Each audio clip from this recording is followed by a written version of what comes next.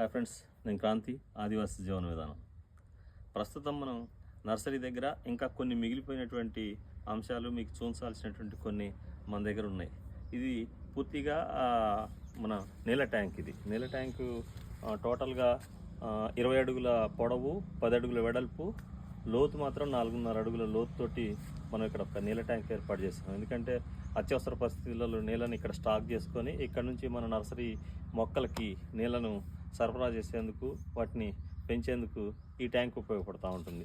అట్లనే మీకు ఇటువైపు చూస్తే ఇక్కడ సోలార్కి సంబంధించినటువంటి సిస్టమ్ ఒకటి ఇక్కడ ఉన్నది. అట్లనే మనకు జనరేటర్ కూడా సోలార్ ఒకవేళ ఎప్పుడైనా ఇబ్బంది పెడితే మనకు మబ్బులు వేసినప్పుడు లేకపోతే తుఫాన్ల టైంలో ఎప్పుడైనా ఇబ్బంది పెడితే మనకు జనరేటర్ కూడా ఉంది. అది కిర్లోస్కర్ జనరేటర్.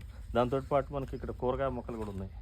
మీకు టోటల్గా ఇక్కడ కూరగాయ మొక్కలు ఇక్కడ వస్తే మీకు ఈ వంగ, టమాటో, మిర్చి, ఈ 3 రకాల కూరగాయలతో పాటు పందిరి అంటే తీగ జాతికి సంబంధించినటువంటి కూరగాయలు కూడా ఇక్కడ ఉన్నాయి, మనకు కనబడతా ఉన్నాయి. ఇక్కడ రండి.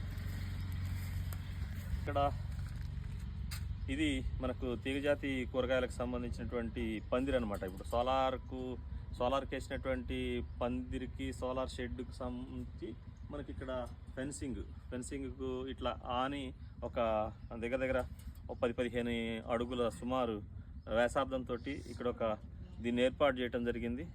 ఇది మనకి ఇక్కడ తీగ జాతిలో బీర, బీన్స్, తర్వాత కాకర, సొర, మళ్ళీ బీర, ఇట్లా రకరకాలుగా ఉన్నటువంటి తీగజాతి కూరగాయలని మనం ఏర్పాటు చేసుకోవడం జరిగింది.